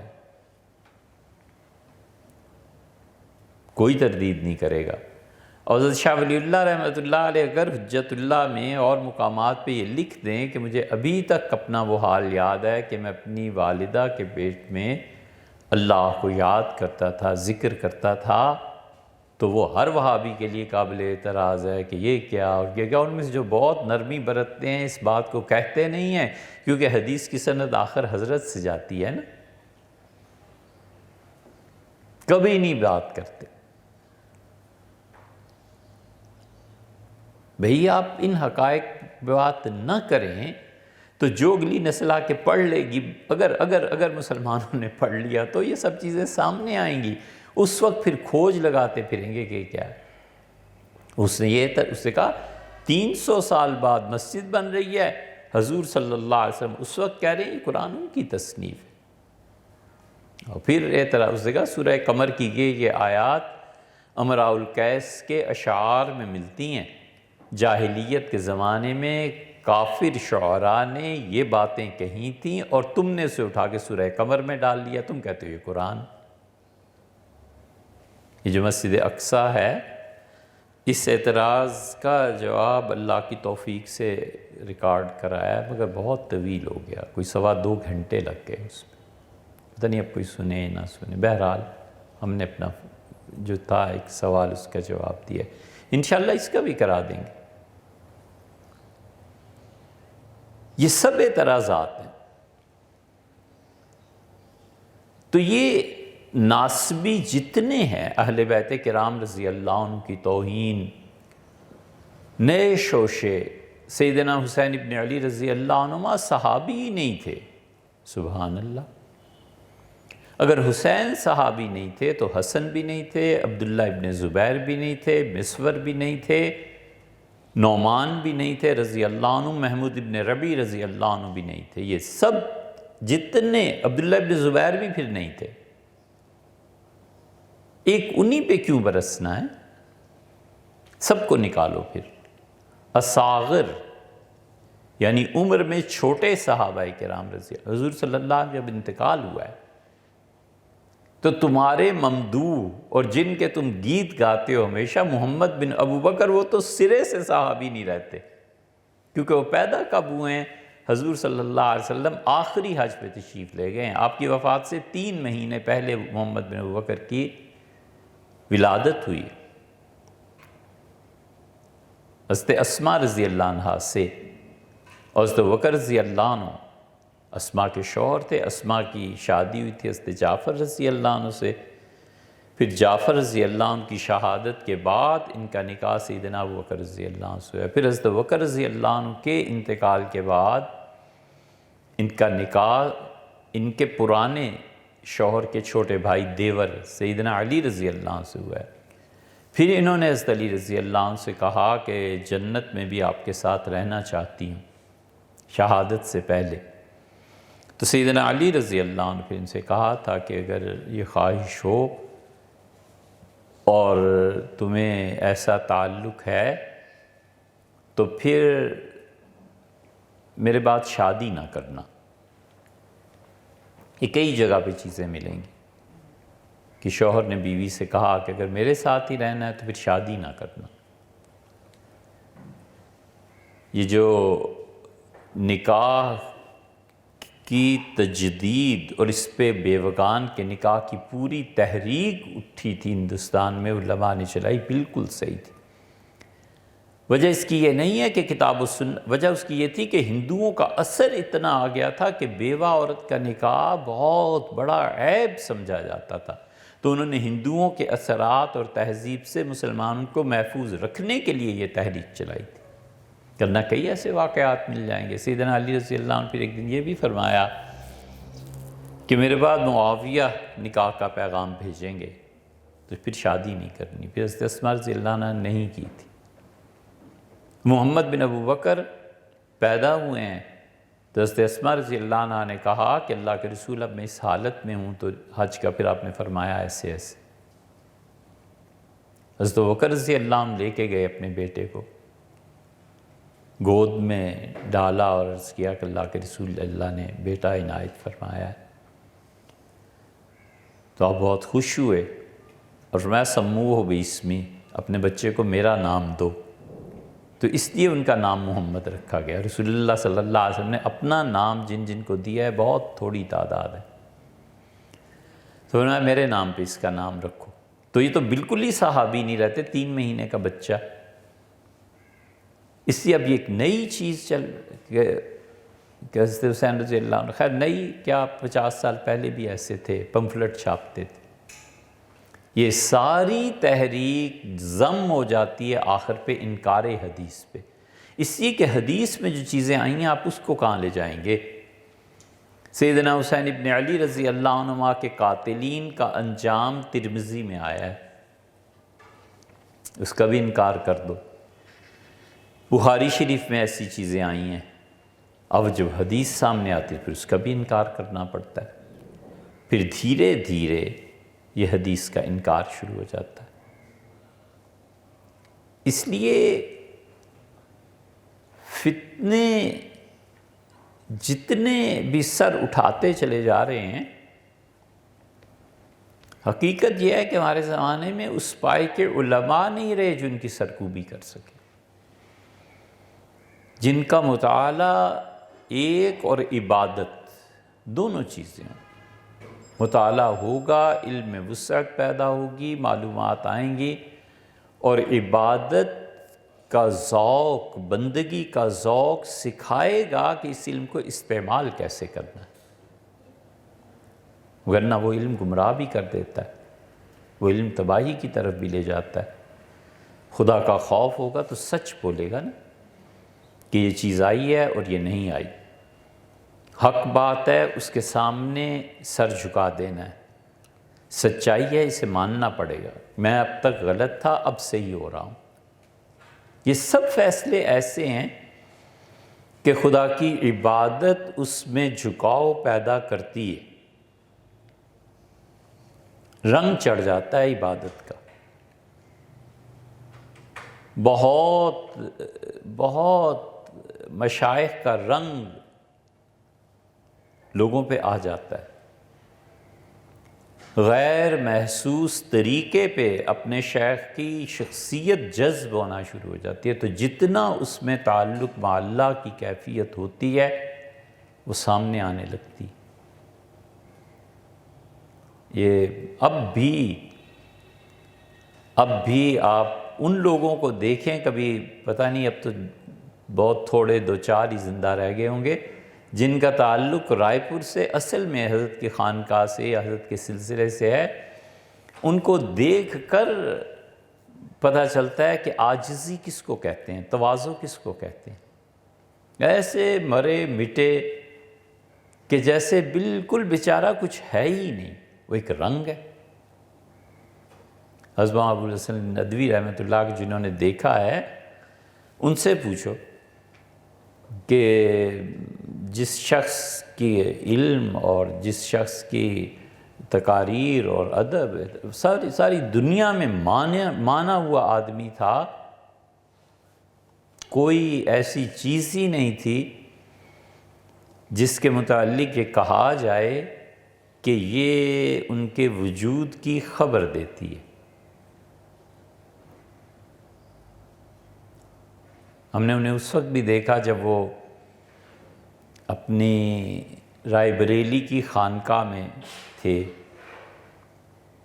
تو عصر کی نماز کا وقت ہوا، بالکل جیسے کوئی عام آدمی اٹھے، وضو کیا، مسجد گئے، اپنے جوتے خود اٹھا کر ایک طرف کو رکھے، نماز پڑھی، کوئی تاثر کسی چیز سے ملتا ہی نہیں تھا کہ اس آدمی کا اپنا کوئی وجود ہے، کہ یہ شیخ ہیں یا انہیں فیصل ایوارڈ ملا ہے یا کچھ، ذکر ہی نہیں، تذکرہ ہی نہیں۔ اور اب تصوف جو اس کا جوہر تھا وہ ایسا ناپید ہوا ہے، ایسا برباد ہوا ہے کہ جس طرح شیخ کی اور چیزیں ورثے میں تقسیم ہوتی ہیں بھائیوں کے درمیان، مرنے والا اور جو اس کے وارث ہیں وہ چاہتے ہیں مرید بھی اسی طرح تقسیم ہو جائیں اور مرید بھی آگے جا کے میری اولاد کی بیعت کر لیں۔ لا حول ولا قوت الا باللہ، مرید ہوئے کہ ورثہ ہو۔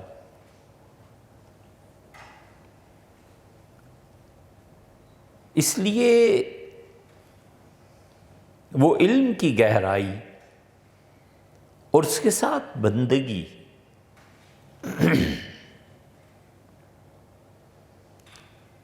کوشش کر کے اللہ کی مرضیات کو حاصل کرنا کہ خدا کس چیز سے خوش ہوتا ہے۔ ایک ہے احکامات کی پابندی، یہ ہمیں گناہ سے بچاتی ہے، ڈوز اینڈ ڈونٹس، یہ کرو نہ کرو، یہ ہے یہ نہیں۔ اور ایک اس سے بھی بڑھ کے ہے، وہ کمال تک پہنچاتی ہے، اور وہ اللہ کی خوشی ایسی چیز ہے جس کے متعلق وہ خود کہتا ہے کہ مجھ سے مانگو۔ جب وہ خود کہتا ہے کہ مجھ سے مانگو اور بندہ اسے مانگے گا، چاہے گا، تو وہ اللہ ہی کی مراد پوری کر رہا ہے نا، تو اللہ کیوں نہیں دے گا پھر؟ یہ ایسے نہیں ہے کہ اس نے نہ کہا اور ہم مانگنے چلے، بہت سی چیزیں اس نے نہیں کی مگر ہم مانگنے چلے گئے۔ اس نے یہ نہیں کہا کہ لائبریری بناؤ، ہم چلے گئے کہ اللہ مہربانی فرمائے ایک لائبریری بن جائے۔ ایسی ایک چھوٹی سی مثال ہے، جتنی مثالیں گھڑ لیں آپ۔ اللہ تعالیٰ نے نہیں کہا کسی چیز کا، ہم مانگنے چلے گئے کہ اے رب یہ دے دے یہ دے دے۔ اس زمانے میں ایک چیز یہ آگے عطا بھی ہو جاتی ہے، محرومی بھی ہو جاتی ہے، دیتے بھی ہیں نہیں بھی دیتے۔ مقابلے کا امتحان دیا، اللہ کامیاب فرما دے، تو اللہ نے کب کہا تھا کہ مقابلے کا امتحان تم اس سال ضرور ہی دو؟ اور دے بھی دیتے ہیں نہیں بھی دیتے۔ لیکن وہ چیز جس کو وہ خود کہے کہ مجھ سے مانگو اور بندہ مانگنے چلا گیا، تو اب یہ کیسے ہو سکتا ہے؟ اگرچہ اختیار اس کا ہی ہے لیکن وہ دے گا، اس سے یہی حسن ظن ہے، یقین ہے کہ اسے خود کہا ہے مانگو۔ یبتغون، وہ چاہتے ہیں میرے ربہم، اپنے پروردگار سے، واسألوا اللہ من فضلہ، اور اللہ سے اس کا فضل مانگو، وہ خود کہتا ہے۔ اسی لیے رسول اللہ صلی اللہ علیہ وسلم نے بہت بڑی خوشخبری دی ہے۔ آپ نے فرمایا کہ اللہ اپنے فرشتوں کو بلاتا ہے اور کہتا ہے میرے اس بندے کو دیکھو، یہ آج کل چاہتا ہے کہ مجھے راضی کر لے۔ یہ ڈوز اینڈ ڈونٹس سے اوپر کی بات ہے۔ یہ میرا بندہ چاہتا ہے کہ مجھے خوش رکھے، مجھے خوش کرے۔ آدمی بہت سی چیزیں ہیں، ذرا سا غور کرے نا تو زندگی کا دھارا بدل جاتا ہے۔ ذرا سی بات ہے بظاہر کہ ہمارے خیالات کا مرکز کیا ہے۔ یاد کرو اس زمانے کو جب بچے ہوتے تھے، اگر وہ میٹرک کا پیپر ہے، صبح پیپر دینا ہے، تو 2 دن 3 دن امتحان کے دنوں میں بخار چڑھ گیا ہے، اٹھتے بیٹھتے کھانا کھاتے ہر لمحے اس پیپر کا تذکرہ ہے، دل میں آ رہا ہے کہ یار پیپر دینا ہے۔ انجینئر بن گئے، سول انجینئر بن گئے، امتحان کے دنوں میں سوائے سول انجینئرنگ کا کوئی چیز رہی نہیں کہ وہ کرنا ہے کام۔ ہر جگہ یہ ہے، ڈاکٹر، سرجری ہے، پیپر ہے، یہ ہر ایک شعبے میں۔ بالکل ٹھیک وہ حالت جو چند دن کے لیے طاری ہوئی تھی نا، اس کو مجموعی طور پہ آدمی دیکھے کہ میری زندگی میں دن رات میں میری سوچ کا مرکز کیا ہے۔ سوچ کا مرکز یہ ہے کہ پیسے کماؤں، سوچ کا مرکز یہ ہے کہ کس طرح گاڑی لے لی جائے، سوچ کا مرکز یہ ہے کہ فلاں رشتہ وغیرہ جو بھی آپ، اس سوچ کے مرکز میں اگر جب تک اللہ نہ آئے تب تک ٹھیک نہیں ہوتا۔ بس اتنی سی بات. وہ سوچ کا مرکز اللہ ہے تو پھر ٹھیک ہے. اللہ ہی کے حوالے سے میرا وجود ہے اور اللہ ہی کے حوالے سے میرا عدم ہے. جہاں خدا نہیں ہے میں بالکل یاد کیے جانے کے قابل نہیں ہوں، مجھے کوئی پوچھتا نہیں. اور خدا ہے تو مجھے کوئی پوچھتا ہے. خدا کے ساتھ تعلق ہے تو صوفی بھی، مولوی بھی، مفتی بھی، فقی بھی، کچھ بھی اللہ کے حوالے سے ہے. کوئی پوچھتا بھی ہے تو کہتا ہے مسجد میں گئے ہوں گے، نماز کا وقت ہو رہا ہے، اذان ہو گئی ہے. اچھا بھئی کہاں ہوں گے؟ دیکھو تو کسی افطار پارٹی یا افطار یا اس کام میں یا اس کام میں. حج کا موسم آ گیا، ممکن ہے حج کو گئے ہوں. اللہ کے ساتھ تعلق کے حوالے سے ہی لوگ دریافت کرتے ہیں اور لوگوں کو جواب ملتا ہے. یہ جب اللہ خیال کے مرکز میں آ جاتا ہے نا، اور ہر بات آدمی اس حوالے سے سوچنے لگتا ہے کہ یہ کھانے سے خدا خوش ہوگا، چھوڑ دوں ناراض ہوگا، جوتا پہنوں لے لوں خدا خوش ہوگا ناراض ہوگا، جہاں جاؤں کیا کہیں گے کیا نہیں کہیں گے. یہ وہ چیز ہے جو انسان کو نقصان سے اٹھا کر کمال کے عروج تک پہنچاتی. کیونکہ جب وہ ہر بات میں خدا کا دھیان کرتا ہے تو ایسی اندھی بھی نہیں پڑی کہ اللہ اس کا دھیان نہ کرے. اللہ کو بندہ محبوب بن جاتا ہے. اسی لیے رسول اللہ صلی اللہ علیہ وسلم نے فرمایا کہ اللہ تعالیٰ اپنے فرشتوں کو بلاتا ہے اور کہتا ہے کہ میرے اس بندے کو دیکھو آج کل یہ اس سوچ میں پڑا ہوا ہے کہ کسی طرح مجھے راضی کرے، کسی طرح مجھے خوش رکھے. تو فرشتوں تم گواہ رہنا، میں اسے ایسے اعمال کی توفیق اب دوں گا کہ میں اس سے خود خوش ہو جاؤں. تو چاہیے کیا؟ وہ خود کہتے ہیں مانگو. مانگنے گئے تو انہوں نے کہا بالکل ہم تمہیں ایسے اعمال کے بھی توفیق بخشنے لگیں گے جس سے ہم تم سے خوش رہیں. چاہیے کیا؟ ایک چھوٹی سی چیز ہے. ڈاکٹر کہتا ہے روزانہ رات کو سونے سے پہلے دانت صاف کر کے سو. اتنی سے تو بات سمجھنی ہے کہ رسول اللہ صلی اللہ علیہ وسلم رات کو ہمیشہ مسواک کر کے سوتے تھے. بس کتنا فرق پڑ گیا. عمل وہی ہے، کام وہی ہے، سوچ کی تو تبدیلی ہے کہ ڈاکٹر کہے نہ کہے حضور صلی اللہ علیہ وسلم یہ کرتے تھے. بس حدیث میں آتا ہے مرضات للرب، تمہارے پروردگار کو جو چیز خوش کرتی ہے، اللہ جس چیز پہ خوش ہوتا ہے وہ تمہارے مسواک کرنے سے. دانت تو صاف کرنے کہ نہیں کرنے، مسواک سے کر لیے، فرمایا اللہ اس سے خوش ہوتا ہے. ایک چھوٹا سا آغاز ہے نا، ایک چھوٹی سی بات ہے. تو کہتا ہے سبح بحمد ربک حین تقوم، اور جب تم اٹھو تو یہ کہو کہ سبحان اللہ و بحمدہ، اللہ کی تسبیح اور حمد کرو. اٹھو کس طرح؟ سو رہا ہے نا رات کو، صبح آنکھ کھلی، پاک ہے ناپاک ہے کوئی بھی حالت ہے، پہلا جملہ اس نے کہا سبحان اللہ و بحمدہ. حین تقوم جب تم بیٹھے ہوئے، یہ دوسری تفسیر ہے، جب اٹھو کھڑے ہو تو سبحان اللہ و بحمدہ ہی پڑھو. ایک ذرا سی تو بات ہے آدمی کے ذہن میں رہے. صبح آنکھ کھلی، اٹھنا تو ہے ہی، کچھ نہ کچھ تو کرنا ہی ہے. سب سے پہلے تو موبائل اٹھا کے دیکھنا ہے کہ اس کی کیا دنیا ہے. یہی ہے نا. اور اگر لوڈ ختم ہو جائے تو پھر قیامت سے بھی بڑی قیامت ہے. کریں کیا؟ ایک 2 سیکنڈ نہیں لگتے. سبحان اللہ و بحمدہ.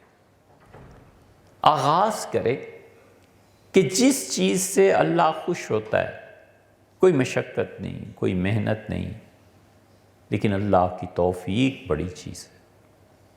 اللہ تعالیٰ ہم سب کو توفیق بخشے.